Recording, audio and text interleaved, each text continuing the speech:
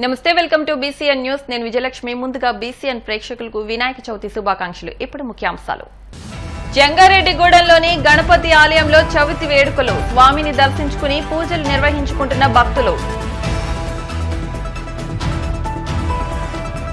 నర్సాపురంలో ఘనంగా వినాయక చవితి పండుగ. వాడవాడలా గణపతి ప్రతిమలను ఏర్పాటు చేసిన కమిటీలు.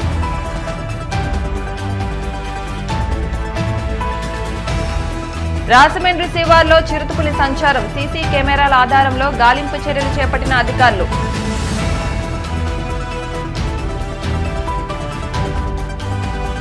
శ్రీశైలం జలాశయానికి పోటెత్తిన వరద. 6 గేట్లు ఎత్తి స్పిల్వే ద్వారా దిగువకు 1,67,000 క్యూసెక్లు విడుదల. ఏలూరు జిల్లా జంగారెడ్డిగూడెం పట్టణంలోని ఫైర్ స్టేషన్ సమీపంలో ఉన్న స్వయంభూ పంచముఖ శ్వేతార్క హేరంబ గణపతి ఆలయంలో వినాయక చవితి వేడుకలు శనివారం ఘనంగా ప్రారంభమయ్యాయి. ఈ వేడుకల్లో భాగంగా ఆలయ అర్చకులు ధర్మకర్త బ్రహ్మశ్రీ మామిళ్లపల్లి ఆనంద శివాచార్య ఆధ్వర్యంలో ప్రత్యేక పూజలు నిర్వహించారు. అదేవిధంగా వినాయక చవితి విశిష్టతను భక్తులకు వినిపించారు. ఈ పూజలో పాల్గొన్న భక్తులు స్వామిని దర్శించుకుని తీర్థ ప్రసాదాలు స్వీకరించారు. ఈ ఆలయంలో స్వామివారు స్వయంభూగా కొలువయ్యారని, కావున భక్తులు స్వామిని దర్శించుకుని తీర్థ ప్రసాదాలు స్వీకరించాలని ఆనంద శివాచార్య కోరారు.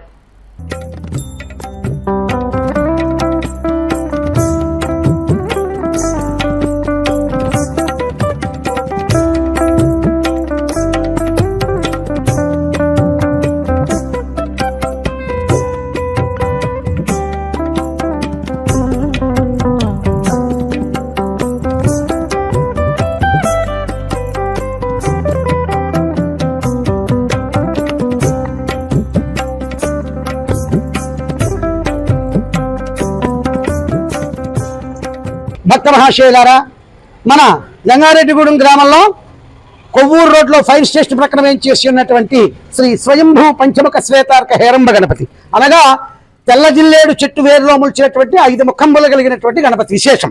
ఎందుచేతనంటే ఏకముఖ గణపతిగా ఉంటారు, కానీ ఈ పంచముఖాలతో వెలవటం అనేది చాలా అరుదుగా ఉంటుంది, ఎక్కడో కానీ దొరకదు. అటువంటి స్వయంభూమూర్తి. అయితే మరి హేరంబ గణపతి ఏమిటండి అంటే సింహవాహనం. పంచవక్త్రం దశభుజం సింహవాహనం. పంచముఖమ్ములు కలిగి అలాగే దశభుజమ్ములు కలిగి సింహవాహనం మీద దక్షిణాభిముఖంగా ఉన్నటువంటి గణపతి హేరంబ గణపతి. అటువంటి హేరంబ గణపతి మన ప్రాంతంలో ఉండటం మన పూర్వజన్మ సుకృతం. అటువంటి మహాగణపతి యొక్క ఈరోజు మహాచతుర్థి అనగా వినాయక చవితి రోజున స్వామివారి యొక్క హరిత గణపతి పూజ, అభిషేకము, అనంతరము గరికార్చన, అనంతరము మహా నైవేద్యము, నీరాజన మంత్రపుష్పాలు జరిగాయి. అలాగే చాలా దూర ప్రాంతం నుంచి కూడా వచ్చి ఎంతో మంది స్వామివారిని దర్శించుకుని ఈ స్వయంభూమూర్తి, ఈ స్వయంభూ పంచముఖ శ్వేతార్క అలాగే హేరంబ గణపతి దర్శనం చేసుకుని ఎంతో మంది తరిస్తూ ఉన్నారు. ఎంతో మంది కోరికలను తీరుస్తూ కోరిన వారికి కొంగు బంగారమై విరాజిల్లుతున్నటువంటి వినాయకుడు మన యొక్క జంగారెడ్డిగూడెం గ్రామంలో ఉంటాం, మన పూర్వజన్మ సుకృతం. ఈ 10 రోజులు కూడా స్వామివారికి విశేషించి అభిషేకము, అలాగే గరికార్చన, అలాగే హోమ కార్యక్రమాలు ఇవన్నీ కూడా జరుగుతూ ఉంటాయి. కాబట్టి ప్రతి ఒక్కరూ కూడా విచ్చేసి శ్రీ స్వయంభూ పంచముఖ శ్వేతార్క హేరంబ గణపతి యొక్క దర్శనం చేసుకుని తరించి శ్రీ మహాగణాధిపతి యొక్క అనుగ్రహాన్ని అందరూ కూడా పొందవలసిందిగా కోరుతున్నాం. పశ్చిమ గోదావరి జిల్లా నర్సాపురంలో వినాయక చవితి పండుగ వాడవాడలా ఘనంగా జరుగుతోంది. నర్సాపురం పట్టణంలో గతంలో కన్నా ఈసారి గణపయ్య ప్రతిమలు 10 అడుగుల నుంచి 15 అడుగుల వరకు ఏర్పాటు చేశారు. భక్తులు బొజ్జ గణపయ్యను భక్తి శ్రద్ధలతో పూజిస్తూ తమ మొక్కులు చెల్లించుకుంటున్నారు. పట్టణ ప్రముఖులు పీటలపై కూర్చుని విశేష పూజలు నిర్వహిస్తున్నారు. చవితి పండుగను పురస్కరించుకుని యువకుల సంబరాలు అంబరాన్ని అంటాయి. वर्तते पुरुषान् निहतिरस्तु इंद्राणि मासनेषु सुपुत्रेवकमस्त्रं यक्या आस्यापरञ्चानजारसा वर्धयपतिः यमोमयज्ञागच्छत्यर्गदुर्गः प्रजापतेन तुहेकान्यङ्गा विश्वजाताय वर्धावोपाय दरजायतः ओम सचित्रचित्रं चित्रयं तमस्मै चित्रं चित्रं चित्रमयं योधः ओम मायङ्गभुचतकृपे सरमातरं पुरः अधिदेवता प्रच्छति देवता सहिता ओम बुद्धशाक्य प्रजाग्रहणामस्तामूर्ते सर्वदेवतां नित्या अधिदेवता प्रच्छति देवता सहिता श्री शनिग्रह प्रच्छति देवता सहिता श्री शुक्रग्रह देवता రాజమండ్రి శివార్లో చిరుతపులి సంచారం ప్రజలను భయాందోళనకు గురిచేస్తోంది. ఓ జంతువును నోటకరుచుకుని వెళ్లిందనే పుకార్లతో ప్రజలు మరింత హడలెత్తిపోతున్నారు. ఆయా ప్రాంతాల్లోని ప్రజలు చిరుత సంచారం గురించి తెలుసుకుని ఎటు నుంచి వచ్చి పులి దాడి చేస్తోందా అనే భయం ప్రతి ఒక్కరిలోనూ నెలకొంది. మరోవైపు అధికారులు సీసీ కెమెరాలను పరిశీలిస్తూ అడుగుజాడలను బట్టి చిరుత కోసం గాలింపు చర్యలు చేపట్టారు. చిరుతపులి కలకలంతో రాజమండ్రిలో హైటెన్షన్ నెలకొంది.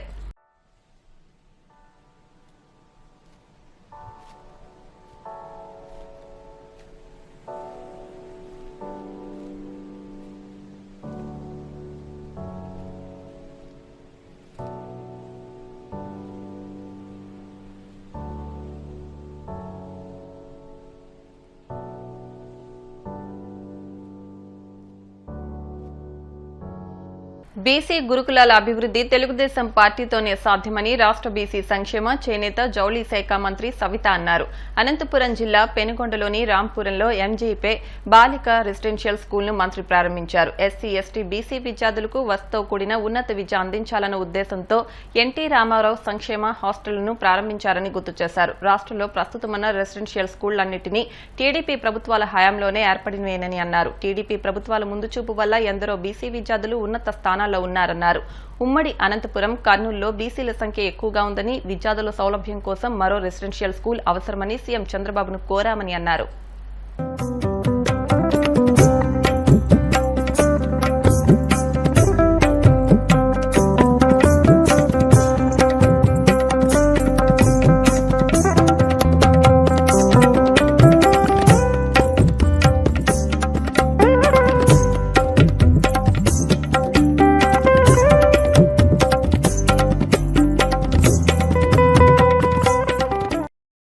నందమూరి తారక రామారావు గారు పార్టీ పెట్టి అప్పుడు బడుగు బడిగిన వర్గాల పిల్లలు కూడా ఉన్నత చదువులు చదువుకోవాలి అనే ఆశయంతో ఆనాటిలోనే ఎన్నో BC residential schools Nandamuri Taraka Ramarao గారు మన బీసీ బిడ్డలందరూ బాగుండాలన్న గొప్ప సంకల్పంతో అనేక రెసిడెన్షియల్ స్కూల్స్ మరి అదే విధంగా బీసీ హాస్టల్స్ కూడా ఏర్పాటు చేసిన ఘనత కూడా నందమూరి తారక రామారావు గారిదే. గత 5 సంవత్సరాలుగా ఎలాంటి అభివృద్ధి హాస్టల్స్ జరగలేదు, ఏ విధంగా కూడా జరగలేదు. కనీసం బీసీ రెసిడెన్షియల్ స్కూల్స్ లోకి వెళ్తే మినిమం ఫెసిలిటీస్ అంటే చిన్న చిన్న రిపేర్లు కూడా వాళ్ళు 5 సంవత్సరాలు పట్టించుకోలేదు. నిజంగా దారుణమైన పరిస్థితి.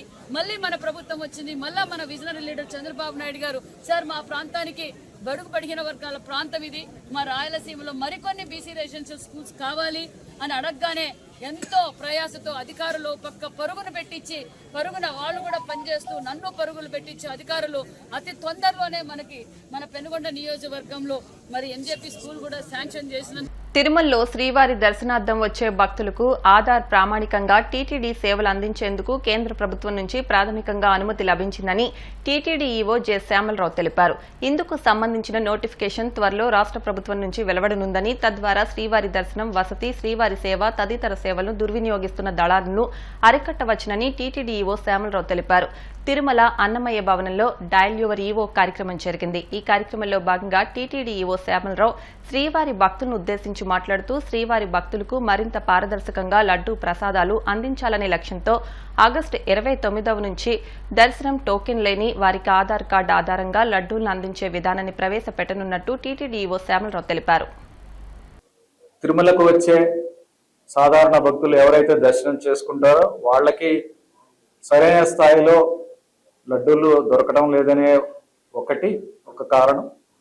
అలాగే బయట టీటీడీ ఇన్ఫర్మేషన్ సెంటర్స్, టీటీడీ దేవాలయాల దగ్గర నుంచి లడ్డూల గురించి డిమాండ్ ఉండడం, కానీ మనము దానికి తగ్గట్టుగా డిమాండ్కి తగ్గట్టుగా మనము లడ్డూలు పంపించలేకపోవడం, ఈ కారణాల వలన ఆధార్లో మిస్యూజ్ జరుగుతున్నది.